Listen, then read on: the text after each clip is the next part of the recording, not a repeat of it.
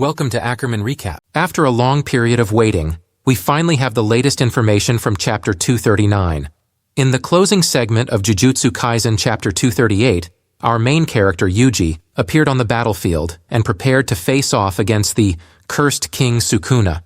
Many questions have been raised, including whether our main character Yuji has prepared a new source of power to combat Sukuna, or if a unique domain like Hiromi's could render Sukuna helpless and subject to judgment. It seems like the author, Gege Akutami, is really teasing us. What we've been eagerly anticipating, the battle between Hiromi, Yuji, and Sukuna, didn't take place. It appears that the author is testing our patience, and the surprise in this chapter is that the humorist Takaba will become Kenjaku's opponent. This can be described as an incredibly intriguing showdown, with the smartest mind facing off against the most clueless one in the story. Who will come out victorious in this duel? So, what's interesting in Chapter 239?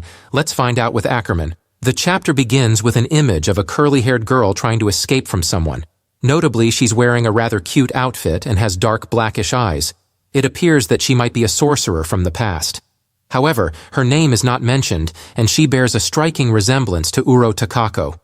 She expresses her anger towards Kenjaku for everything that's happening in the culling game. She comments on the cruelty of bringing people like her back to life only to take their lives away again. As she speaks, she seems to be moving faster and may be pursued by someone. Soon after, she becomes trapped by a curse in the form of a jellyfish, which Kenjaku is controlling while sitting on a tree branch. It clung to the girl's head and then submerged her deep into its liquid-filled body, causing her to struggle. Kenjaku began to express his views to her. He said that to him, those who participate in the culling game are no different than spices. If it's too bland, I'll add flavor. If it's too strong, I'll add more ingredients. People to me are like seasonings and water. I don't have any special emotions. Despite her attempts to resist, he covered her head and said that, even though I don't have feelings for people like you, sometimes I feel it would be a waste to let good folks like you go. Kenjaku explains that he uses a technique to monitor all the sorcerers revived from the past, and even the newly awakened sorcerers are no exception. This is why he can easily track down and identify all the participants in this game, regardless of how they try to escape. Wherever they may go, he will find them.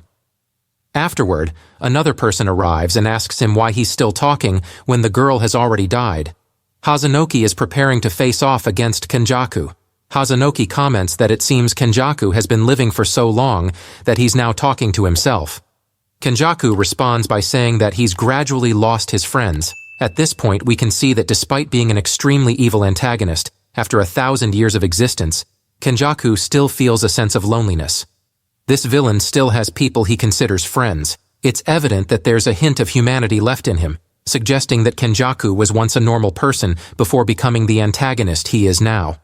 He taunts about who would meet his standards to be his friend, stating they shouldn't bore him and should be on par with him.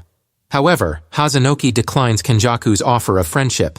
He states that he's tired of being friends with people with long hair. Kenjaku responds with genuine regret. The curses left behind by this antagonist in Shinjuku have begun to broadcast the battle's progress live.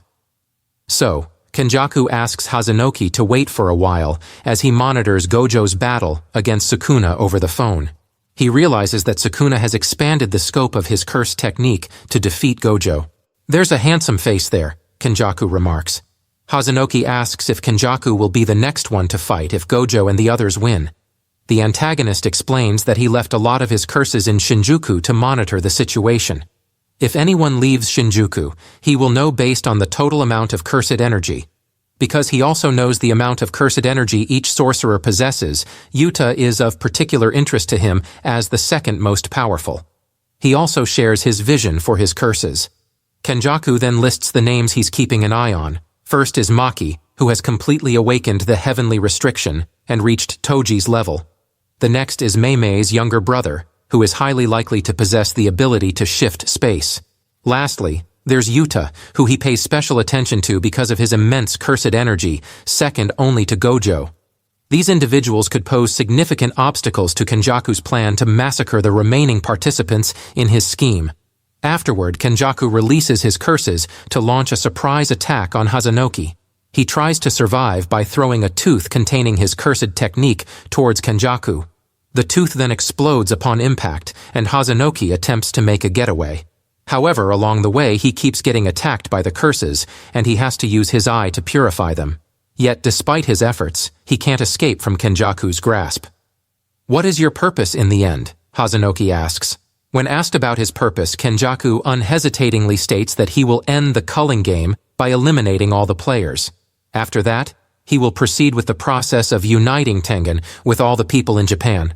Kenjaku questions Hazanoki, "Do you want to be sure that something you find interesting is the truth? Is that not the meaning of life?" Before dying, Hazanoki sarcastically tells Kenjaku, "Have a good time admiring your poop in the morning to satisfy your curiosity." Afterward, Kenjaku takes decisive action to finish him off. A while later, Takaba also appears. Both of them meet by chance, but since Takaba is a player too, Kenjaku immediately attacks and questions why he's alone and not under the supervision of Mei Mei. Kenjaku mentions that he's not interested in the awakened players, except for Higuruma. However, surprisingly, Takaba survives Kenjaku's attack. Kenjaku is like, "What the hell?" This takes him by surprise and he can hardly believe it. Kenjaku's expression at this moment is truly comical. Takaba curses Kenjaku to his face, saying, "You miserable sorcerer, you tried to kill me. I won't forgive you. You're going to jail." Kenjaku senses that something is not right with Takaba. "What's going on here? This is the first time I've felt like this. It's not that there's no injury, but it seems like he's not injured at all." On the last page, Takaba says, "There are many things in the world that excite us. But what creates the ultimate excitement is when an artist is there just to match the numbers, taking care of the entire program." The chapter ends here. Takaba's cursed technique still a mystery to Kenjaku. In a few more attacks, Kenjaku may find a way to deal with Takaba. With a genius mind like Kenjaku's, winning is only a matter of time. Let's wait for the battle between Kenjaku and Takaba in the upcoming chapters. Remember to subscribe to the channel for more videos on this series. And next week, we'll have a new chapter. That's the information we wanted to share in today's video. Thank you for watching the video. See you in the next videos. The video has come to an end. Please leave your comments in the comments section, and don't forget to hit the subscribe button to stay updated with the latest videos from me. For now, goodbye and see you again, everyone.